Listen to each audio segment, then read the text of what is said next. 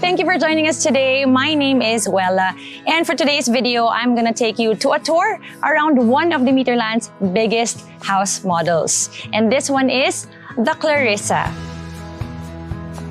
So the default floor area of the Clarissa is 160 square meters. But this one is the slightly expanded version, which is 164 square meters. So we're gonna go inside and find out ano ba yung mga changes na ginawa ni client. Okay, so join me. Wow! The Clarissa is huge and I'm just so excited to go around. But right now, what I'm gonna do is discuss this door. Now, what's so nice about it? Meron siyang kasamang fixed glass window feature on both sides. Now, let's move on to the living area.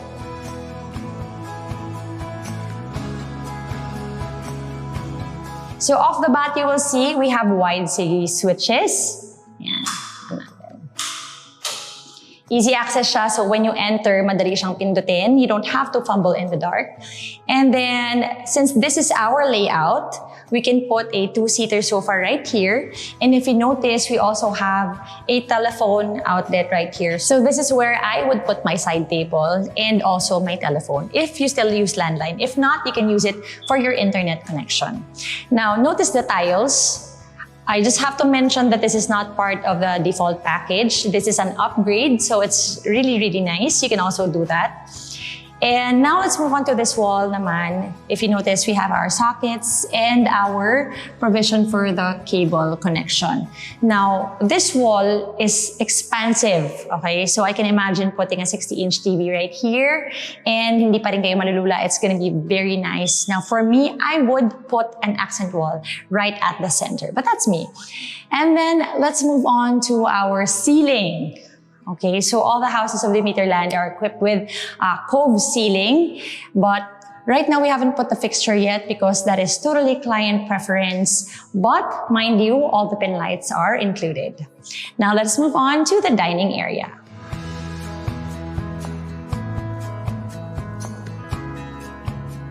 So now naman, let's talk about this sliding door. So this is our access to the lanai. Now later on, I'm gonna take you out there and around the vicinity, but right now, let's move on to the other window.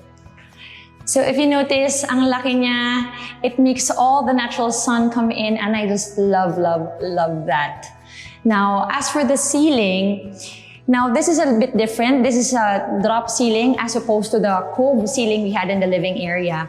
And I just have to mention that these features are included if you opt to do it in your dining area. So any Demeterland house yan, pwede mong gawin.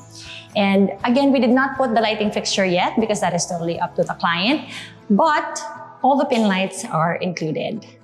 Now, let us move on to this door. Ayan, meron naman tayong door. Now, what's so special about this door? This is your access to the service area. Now, what's so nice about that is, if you need to put in your groceries from the outside or from the carport, hindi mo na siya kailangan idaan sa iyong sala. Especially if you're, very meticulous, ayaw mo ng kalat, you can use this as your access. And again, I will take you out there. But for now, let's move to the kitchen.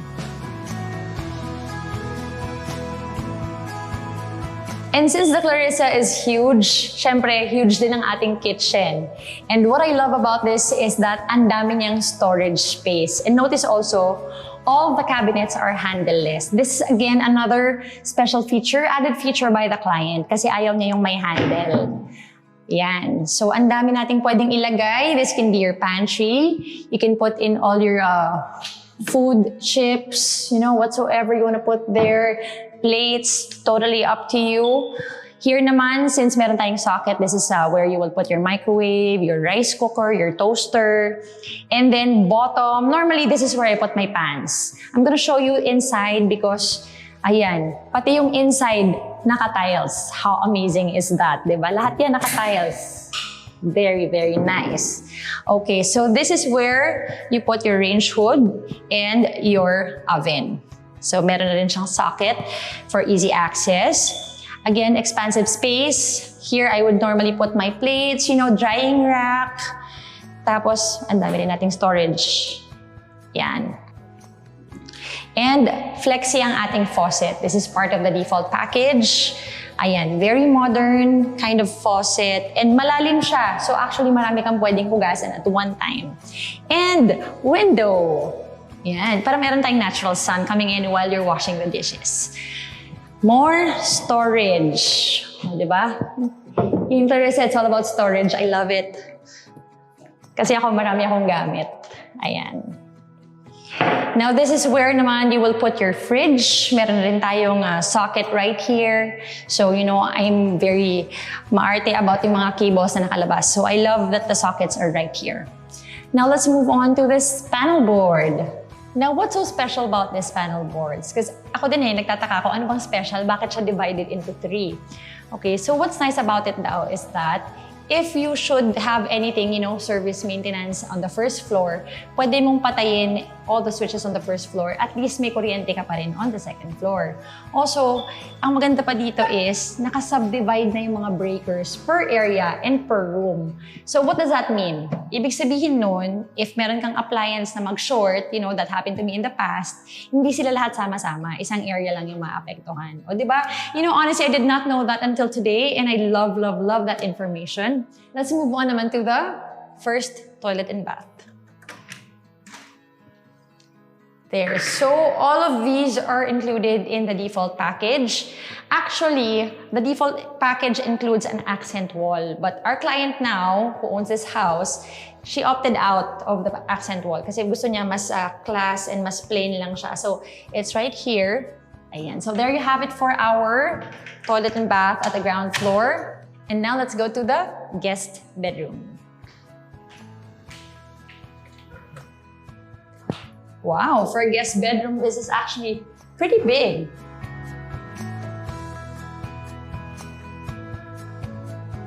Ayan, so if you notice, wala siyang direct sun.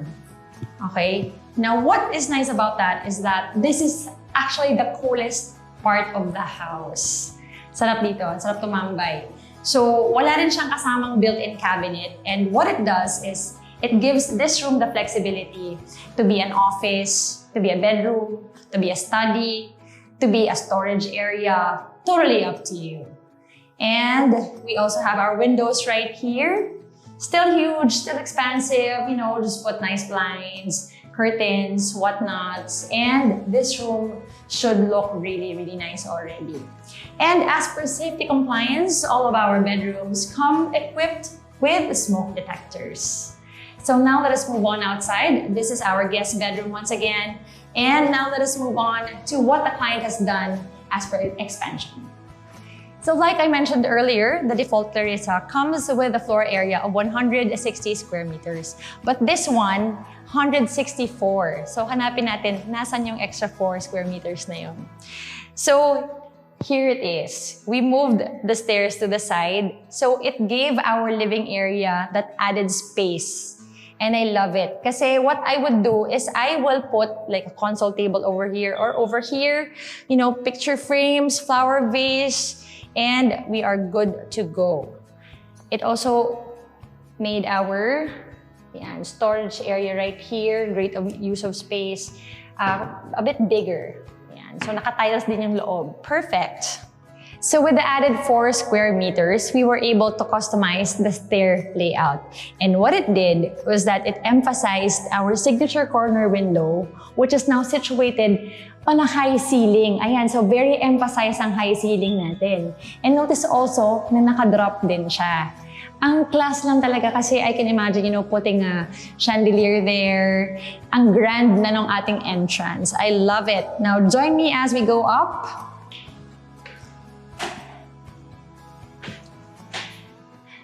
The default Clarissa comes with wood planks, wooden railings, glass panels, and tubular railings. These are all part of the default of the Clarissa. So now let's take a look inside bedroom number 1.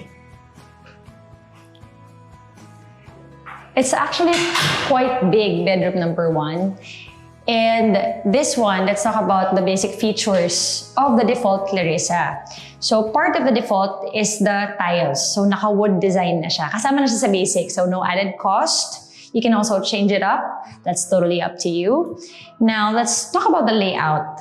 As for the layout, if you notice, meron tayong built-in cabinets. Now, the built-in cabinets are also part of the default layout, but what's nice about it is that it is totally movable. Siyempre, kailangan niyo pong sabihin agad yan during planning, and we can move this totally up to you where you want to put it. Pwede rin actually na hindi siya built-in para pwede niyo siyang i-move around. Okay? So, malaki naman ang ating cabinets. Marami tayong pwedeng ilagay. We have our provision for the hangers and the drawers. So let's move on to this side of the room. Meron tayong huge window where it will allow all the natural light to come in. And since malaki ang ating bedroom, it can comfortably sit a queen-sized bed. Ayan, very big, di ba? Pwede din tayong maglagay ng TV, a study area, study table. And right now, ang configuration nitong room is it's meant for a split-type air conditioning. But we can also put in a provision for window type. But again, all you have to do is inform us beforehand during the planning stage, and we'll be more than happy to change the layout for you for no additional fees. So this is where I would put the bed. Ayan. And now let's look at the ceiling. Part of the default is naka-cove na rin siya.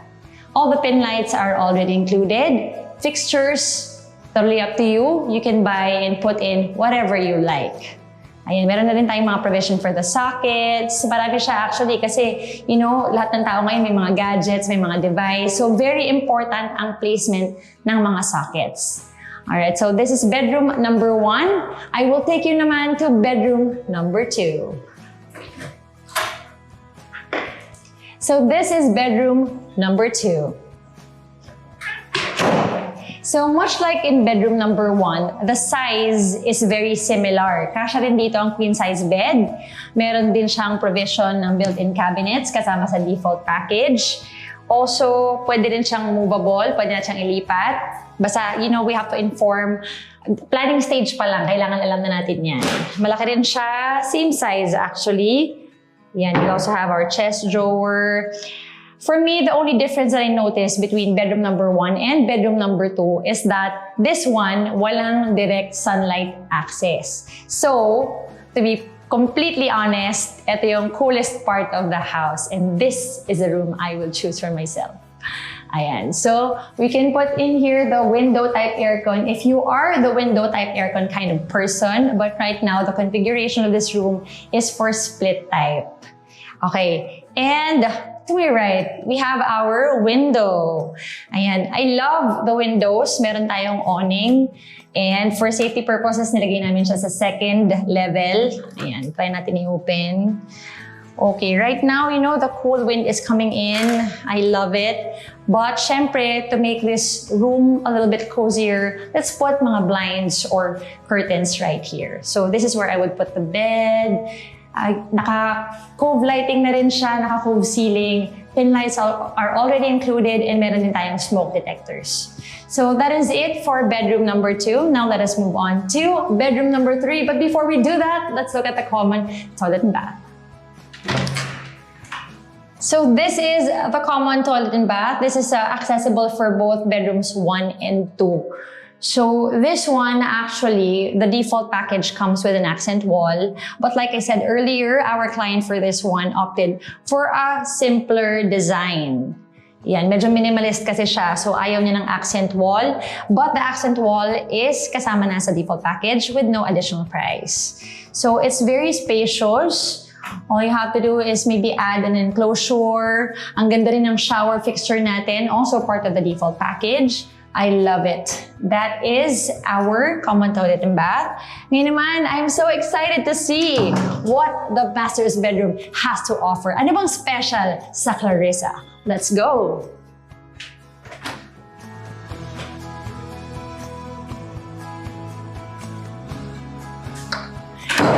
Now, this is what I call a master's bedroom. Grabe, ang laki niya. Okay, let's talk about the features.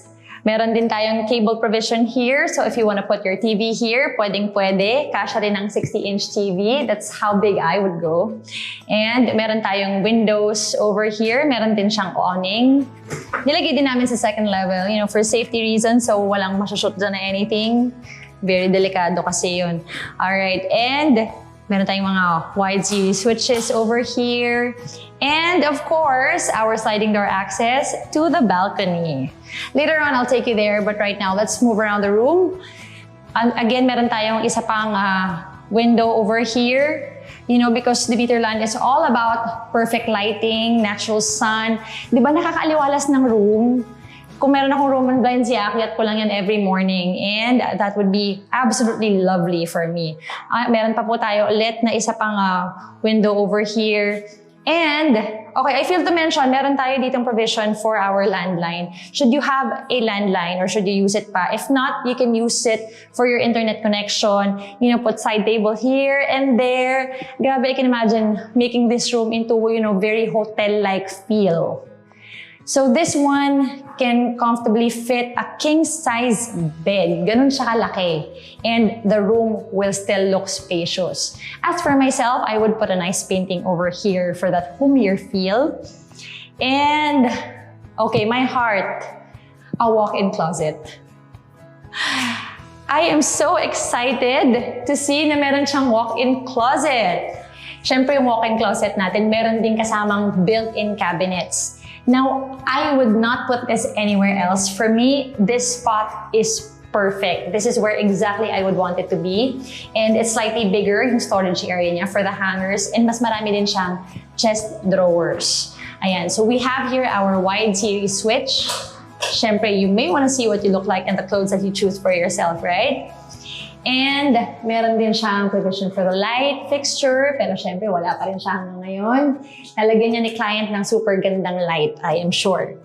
Okay, and another feature of the master's bedroom of every Clarissa is it has its own toilet and bath. So the toilet and bath in every Clarissa master's bedroom is slightly bigger than the rest of the toilet and baths here in this house. Meron na siyang provision for the heater. Also slightly bigger ang kanyang area for the toilet and for the hand washing area. Now for this one, hindi rin natin nilagay ang accent wall, but that's okay because again, here at Demeterland, everything is all about client preference.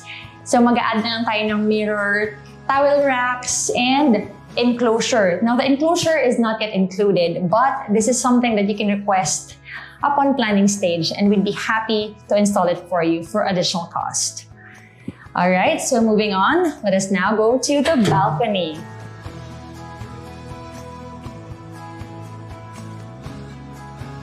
So on the way to the balcony, you will notice that the master's bedroom also has cove ceiling and equipped din siya with a smoke detector. Yan. So this is a sliding door that I was talking about earlier. And what a view!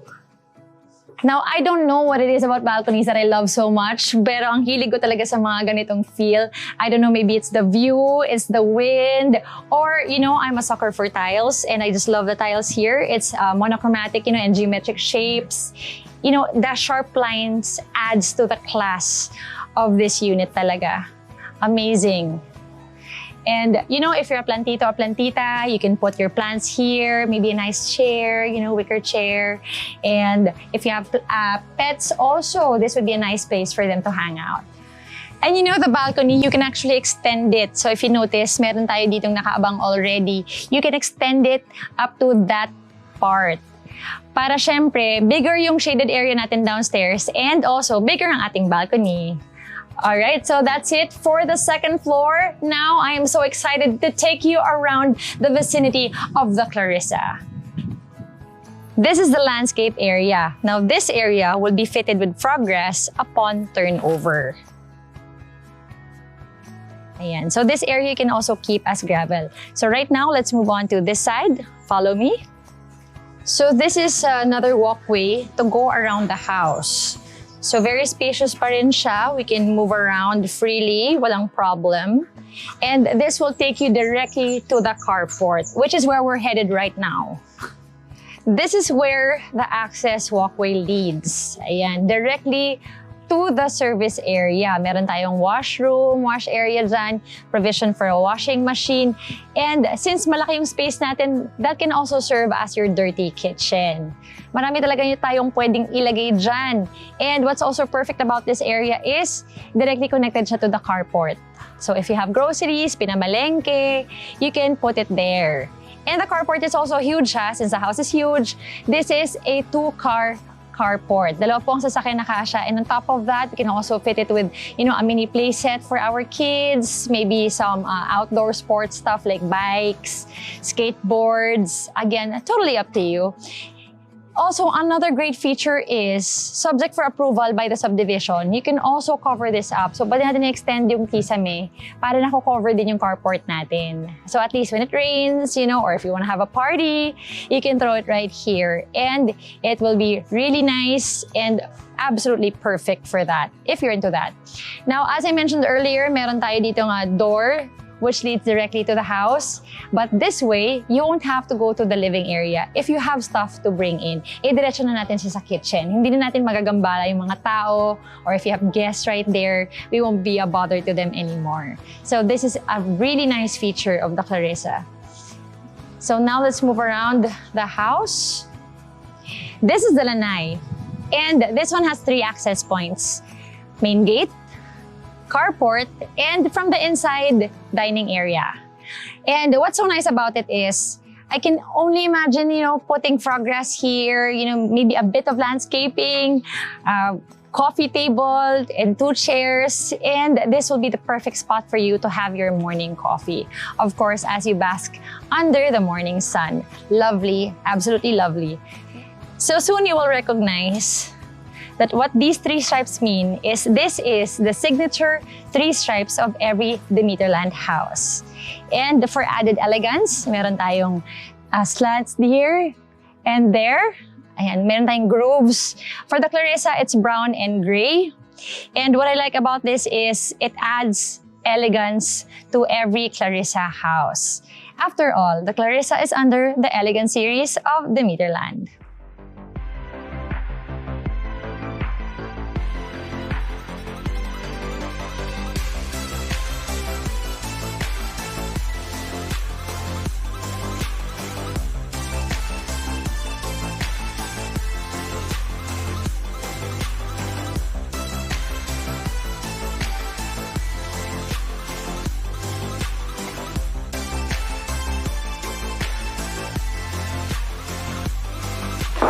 Well, there you have it, the tour around the Clarissa. If you like what you saw and are interested, please contact us via our website. That's www.demeterhouses.com, and any one of our agents will be more than happy to assist you. Again, my name is Wella, and I will see you on our next tour.